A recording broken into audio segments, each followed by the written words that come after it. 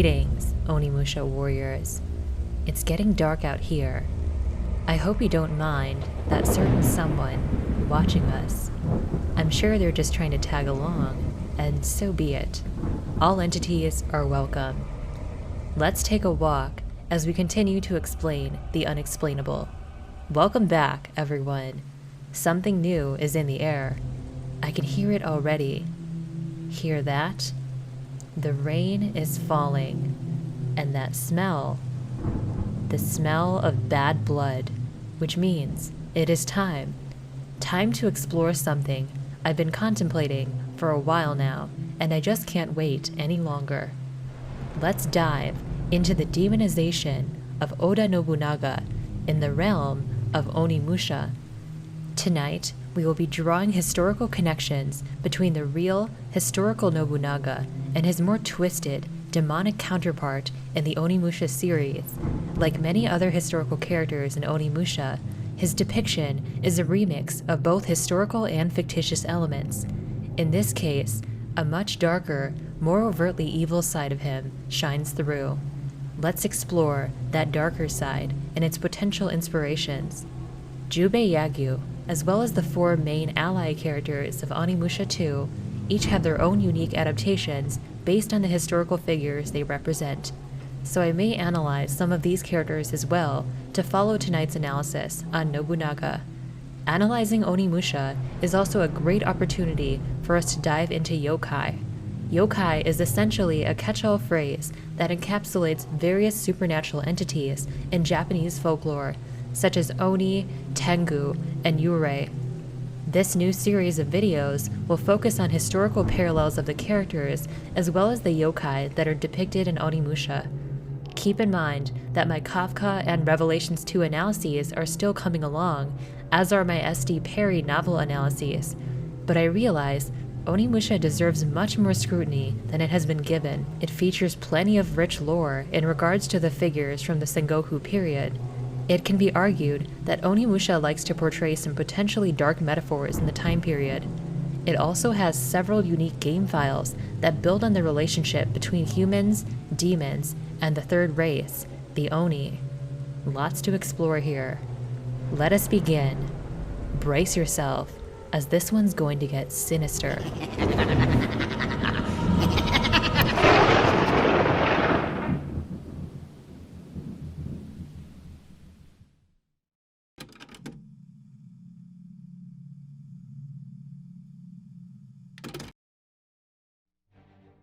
It begins. We're going to journey far back into feudal Japan and uncover the historical context in which Oda Nobunaga made a name for himself. This will help immensely to understand Onimusha's depiction of him and the many inspirations taken from the historical setting. In what's called the Sengoku Jidai, or Warring States period of Japanese history, Nobunaga was among the most feared and respected daimyos or lords to unify Japan's warring provinces under his name. In many of his conquests, he would be faced with insurmountable odds, yet unlike any other, he would meet those daunting moments with a seething, vehement sense of determination and sometimes ignorance as well, all for the sake of achieving dominion at any cost. He had the will to slaughter where other lords would show mercy, to press on where any other would retreat. His valor would shake all of Japan for centuries after his death. With his influence entering the world of pop culture, this keeps his legacy strong today, as he still finds us through his many game adaptations and forms of media. But in so many of his depictions, there's a strange, recurring aura that always seems to accompany him, an aura of demonic, villainous energy. Onimusha, samurai warriors, and even an anime adaptation called Demon King Nobunaga, alongside several others, all bearing the same general archetype for his depiction.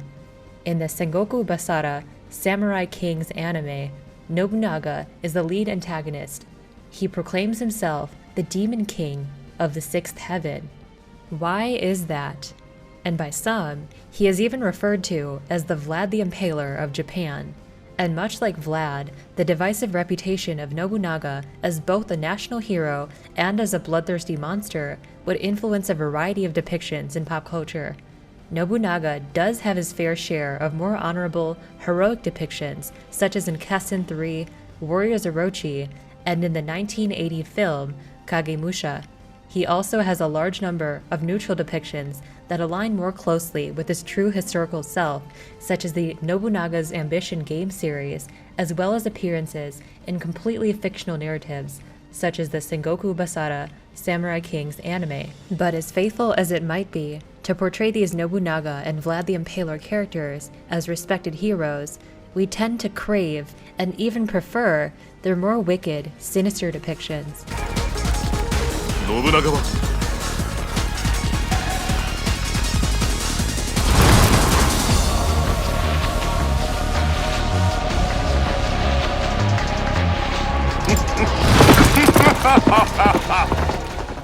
We often see them with a demonic or vampiric edge, and people adore that, Western audiences in particular. It's added shock value that makes these reborn personalities so alluring. It certainly makes these two much more marketable in that sense, that's for certain. But how did Nobunaga earn this reputation to begin with? Why is Nobunaga practically dripping with crimson entrails? From where does the blood come that rains all around him?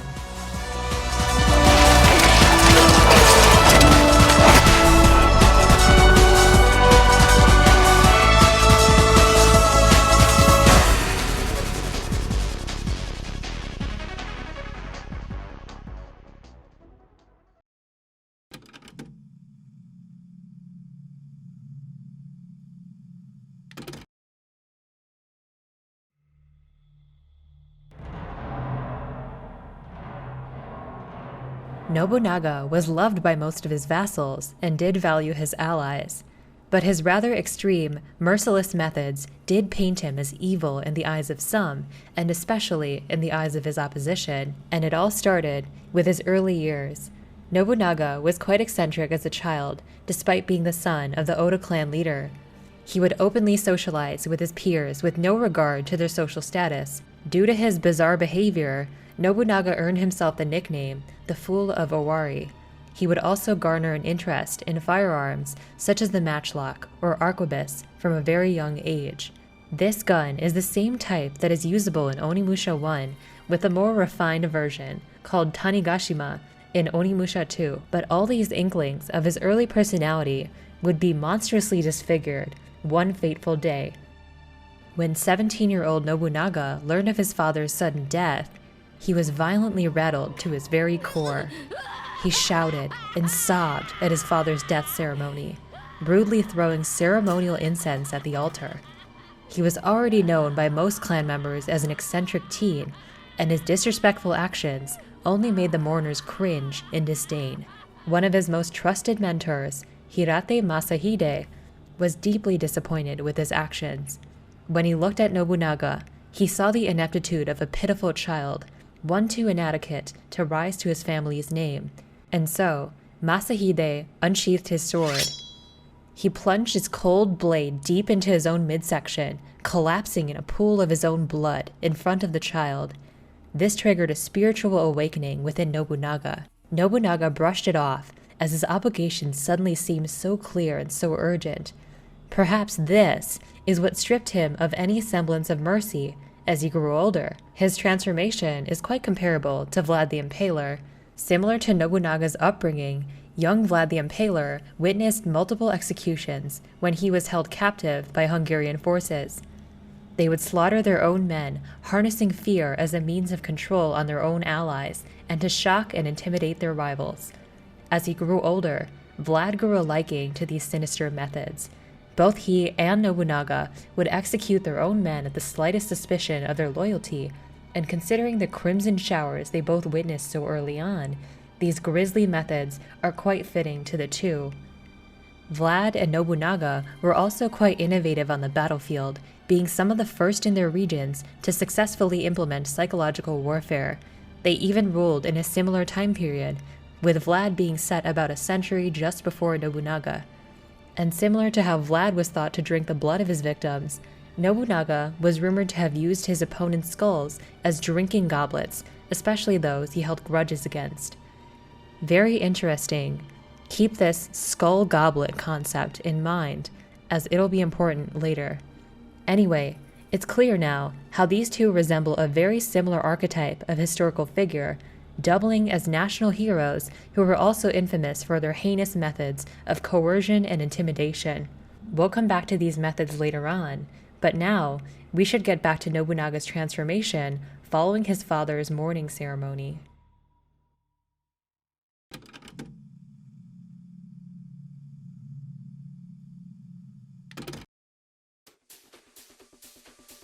After the death of his father and the seppuku of his mentor, Nobunaga would relentlessly battle any who challenged his reign of Owari.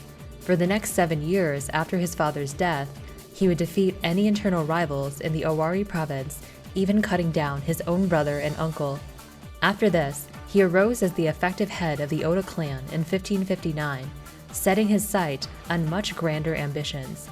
And in the month of June 1560, Nobunaga would embark on a seemingly insurmountable mission, the Battle of Okehazama. He would encounter the army of Imagawa Yoshimoto, one of his father's greatest rivals. It was raining hard. This helped to conceal the movement of the Oda troops. They were able to ambush the scattered Imagawa units, which slowly continued to lose ground to Oda troops. Due to masterful positioning and maneuvering of his men, Nobunaga was able to slaughter an army of 5,000 men with just 2,500 of his own. Tales like these often spiral into hyperbole over time, and talks of Nobunaga being a god or even a devil. There's also the popular misconception that Nobunaga's army defeated about 25,000 men. The Imagawa army was this large, but only about a fifth of them actually engaged in combat with the Oda troops. Still, his win served as a crucial turning point for Nobunaga, strengthening the Oda clan's morale for many successful endeavors that followed. Following this impressive victory, Oda Nobunaga would gain immense prestige from numerous surrounding provinces, and multiple daimyos would pledge fealty to him. This was also the first time he recognized the efforts of his sandal-bearer, Kinoshita Tokichiro. Sandal-bearer was a relatively high rank in feudal Japan, and the same man would eventually become Nobunaga's insightful successor and take on the name Toyotomi Hideyoshi. Remember this figure, as he too was cleverly incorporated into the world of Onimusha, as we'll explore later. All in all, Nobunaga's victory at Okehazama registered him as a growing threat to other prominent clans for the first time since the death of his father. During the reign of Nobunaga, the Oda would incite a fear that no being had known before. The Fool of Owari had undergone a metamorphosis. The Fool was no more, and a merciless king stood in his place. Keep this transformation in mind. Onimusha Warlords features a rather nightmarish reimagination of this victory at Okehazama. The phrase, the demonization of Nobunaga, can be taken all but literally. That is, until his adaptation in Onimusha. Onimusha aims to twist and mutate Nobunaga's image and even the images of his men. In this scenario, Nobunaga suffers a fatal arrow wound to the neck after his victory at Okehazama, and he dies much earlier in time than he did in real life. His historical counterpart committed seppuku in Honno-ji Temple, which happened many years later in 1582. Onimusha writes him to die after his 1560 victory at Okehazama. From there, an entity beyond the control of any human would discover his corpse, the Demon King, Fortinbras.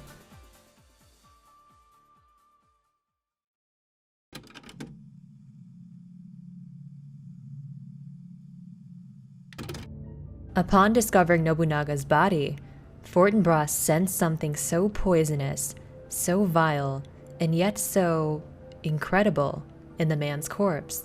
The man held endless potential, cruel as he was, so the king had Nobunaga resurrected as a demon general by the brilliant demon scientist known as Guildenstern.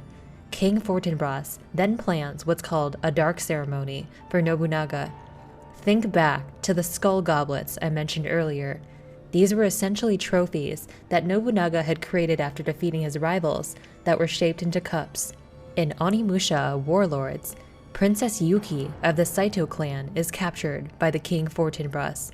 The king plans to sacrifice her and bless her blood and have Nobunaga drink it through a grail made from her skull. It is detailed in the first Onimusha game in The Green Book, written by Guildenstern. In the Dark Ceremony, the blood is taken from a chosen sacrifice. Then the Demon King bestows his evil blessing upon it. Once the animal that wants to make a contract as a boss, animal drinks the blood from a grail made from a human skull, the evil powers will be given to him. This would grant Nobunaga the power to defeat the Saito clan. In what's called the Death Ceremony, Nobunaga would drink Princess Yuki's blood from her own skull. This ceremony is an homage to the skull cups he had crafted of his rivals in history. There's another instance of his skull cups in the Sengoku Basara Samurai Kings anime, and this scene was inspired by some unique historical accounts. Apparently, Nobunaga's guests drank from skull cups to celebrate the new year in 1577. Here in Onimusha, it can be seen as an omen of defeat for the Saito upon facing Nobunaga's corrupted, revived self. So Onimusha's image of him drinking blood with a skull cup is quite tasteful, and this may be his most vampiric depiction of them all. And there's something strange about this file. Notice how the writer, Guildenstern, refers to humans as animals. There are many other files written by Guildenstern that further explore the relationships between humans, demons, and the third race, the Oni. There's a lot here in terms of remixing the conventional ideas of Oni, humans, and demons, along with Guildenstern's worldview, as he is considered a high-class demon. We'll dive further into this in a separate analysis, one that focuses more on Guildenstern, demons, Oni, and their connections to yokai. But to better understand Nobunaga's role in the equation, as well as the Oda clan itself, here is the fundamental creation story. Humans were physically and intellectually inferior beings by design, and were created merely as food for the demons. This is detailed in the disturbing agreement between the human and demon races. There is a document in Onimusha 2 titled Demon's History that reads, Fortinbras was born in the chaos of the universe, and he created the demon clan. Then, Fortinbras created humans to be food for the demons. Humans called demons words like evil or monster, yet very few of them know what demons truly are. The demons and humans came to an arrangement over time where the demons provided science and technology and in return received sacrifices from the humans. It's quite reminiscent of Genesis from the Christian Bible. This document and others describe the tyrannical leash that the demons hold tightly on the humans. Fortinbras created humans solely as food for the demons, and he sees his demons as indomitable during a historical period in which might meant everything. Similarly, this is an extremely prominent theme of the Sengoku era. Most allyships did not last between the warring daimyos. It was a never-ending series of contention, with fleeting periods of peace between neighboring clans. A time characterized by backstabbing, treachery, and fickle loyalty. With Nobunaga's transformative trauma in his early years, combined with the volatile relationships among clans, he would learn to impose fear as a means of control. Might, fear, and intimidation were the only methods he understood to be effective. The philosophy would soon become his new motto, or seal. Keep this in mind, as his very essence would conjure up storms of his wrath in the battles to come. And those storms are even scarier in Onimusha. Onimusha 1 focuses on Nobunaga's final assault on the Saito clan in history at the 1566 siege of Inabayama Castle. After succeeding in his siege, Nobunaga would take on a new seal that read Tenka Fubu, or Rule the Empire by Force, which aligns perfectly with his aforementioned experiences. Our victory at Okehazama introduced the land to the name of Nobunaga, though I am still just one of many who seek domination. However, this land was born through might. It runs on might, and only the greatest might shall be able to overcome it. That is why we must take the land by force, pure and unadulterated. That is what the land desires, and that is what I desire as well. His horrid methods of imposing fear are beautifully brought to life by embracing the demonic life that rallies around him in Onimusha. In Onimusha 2, his tyrannical philosophy is reflected not only in his vicious demon army, but in the minds of his closest men, especially his sandal bearer. This man's name is Kinoshita Tokichiro, the same man who is present at the historical Battle of Okehazama, and the same mind to impress Nobunaga again and again.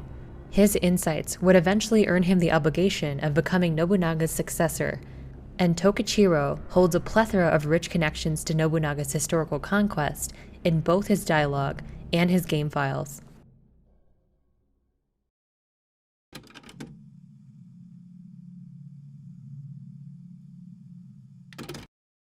Here in Onimusha Warlords, Tokichiro is depicted as a cunning, scoundrel type of character that initially tries to recruit Samanosuke to the Oda army.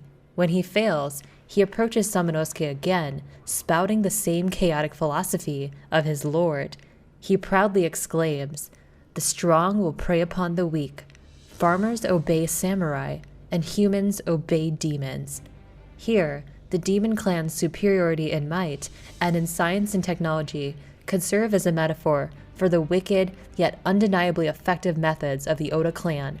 Humans obey demons may as well be all clans obey the Oda clan, which precisely is Nobunaga's philosophy of ruling by force.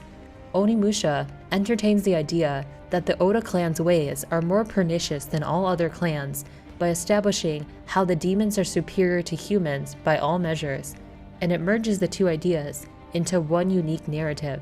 In Onimusha's reimagining, the grim deeds of Nobunaga are worthy of even the Demon King's attention, and by timing Nobunaga's revival as a Demon King immediately after his historical victory at Okehazama, Onimusha seems to portray this battle and everything thereafter as a steady descent into monstrosity or demonhood.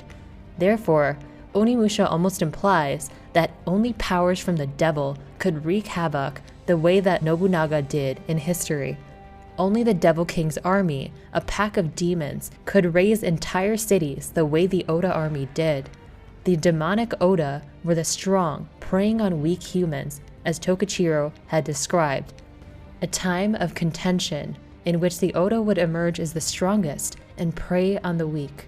Tokichiro is present in Onimusha 2 as well, as Onimusha 2 focuses on Nobunaga's many conquests following his victory over the Saito clan in the previous game. After Fortinbras is killed by Samanosuke in the first game, the death ceremony is effectively thwarted, but Nobunaga still replaces Fortinbras as the new Demon King. Onimusha 2 also fleshes out the demonic aura of his troops much more, truly painting the Oda as bloodthirsty. Tokichiro's game files in this title truly cement his allegiance to his lord. In this game, he once again is seen in Inabayama Castle, only now it is called Gifu Castle, under Nobunaga's control. This castle has undergone a corruptive transformation due to Nobunaga's rule, practically oozing demonic energy. Here and at several other locations, Tokichiro leaves behind diary entries that describe Nobunaga's gory conquests. After taking Gifu Castle in history, Nobunaga would lead several crimson massacres, often choosing the option of bloodshed over diplomacy.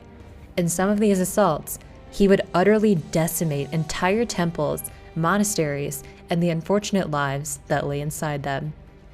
During his siege of Mount Hiei, he would turn the buildings into blazing conflagrations, as his fire knew no limits. His wrath wouldn't spare women or children.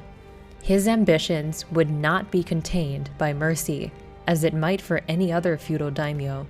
This same historical incident at Hiei was actually recorded by Tokichiro in Onimusha 2. I'm so impressed with what my lord has done these past few days. Recently, he has killed not only the monks, but also the women and children at Hiei. He has no feelings or morals when it comes to the lives of humans. And now, it is perfectly obvious to me that Odani Castle will fall. Who else could conquer the entire country except for my lord? I am so happy with myself for deciding to serve my lord. If I follow my lord, I will become rich beyond my dreams. This demonizes Tokichiro to a degree that most depictions of him would never come close to. I want to create a world where everyone can be happy. That is the promise that I have made.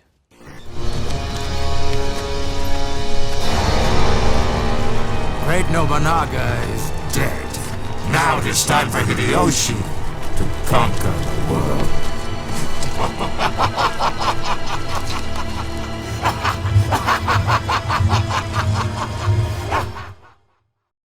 Not only is he ecstatic about the Hiei massacre, but he takes immense pride in Nobunaga's disregard for human lives. His dialogue and many game files through the first two titles show how corrupt he has become as the servant of Nobunaga, again incorporating the idea that Nobunaga's corruption bleeds into the hearts and minds of his retainers, and after this Hiei incident in history, he somehow earned the title Devil King or Demon Daimyo, and this seems to be another prominent piece of the puzzle. I briefly mentioned earlier how in Sengoku Basara Samurai King's anime, he often refers to himself as the Demon King of the Sixth Heaven. There are some origin stories that dictate how and when Nobunaga may have earned the title of Demon King. The opposition that he faced at Mount Hiei was composed of a resistant movement of Buddhist warrior monks known as the Iko-Iki.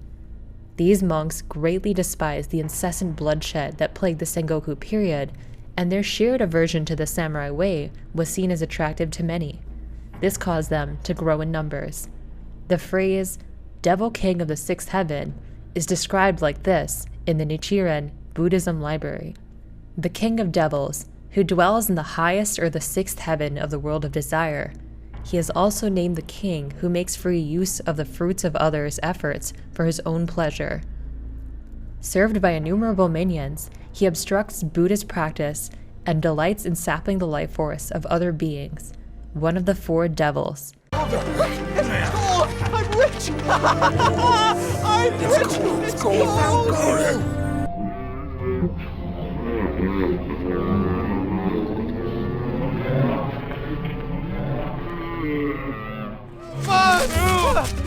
Monster! Monsters in the mine shaft!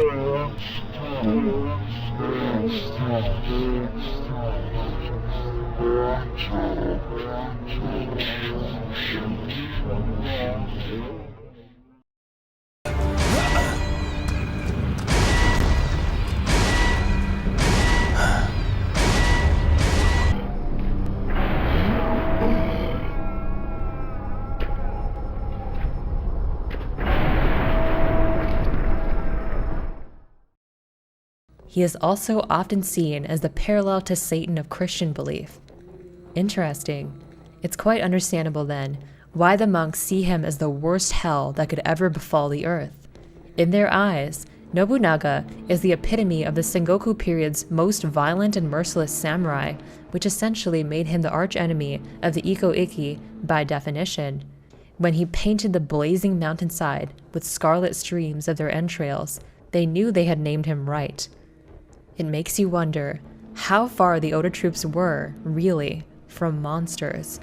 How could they not think devil, demon? And how different is it, really, to be slaughtered by those you vehemently oppose than to be devoured by something beyond this earth?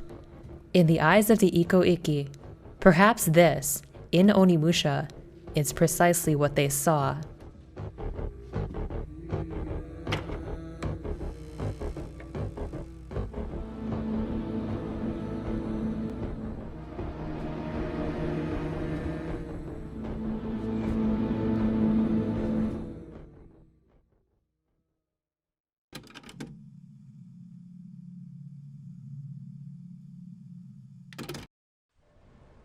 The rain is falling once again.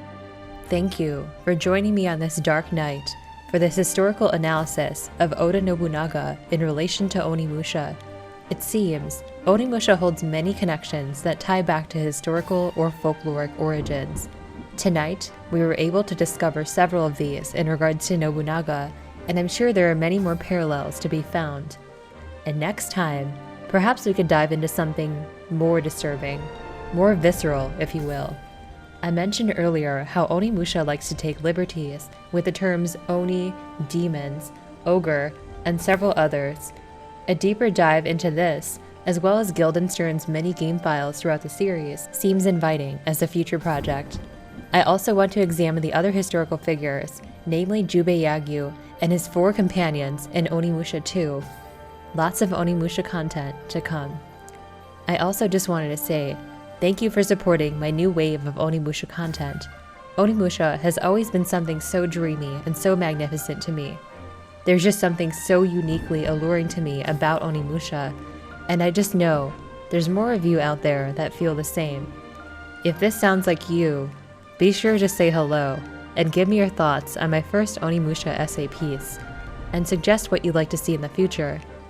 Onimusha is what sparked my interest in Devil May Cry, and from there, Resident Evil. Thank you, everyone.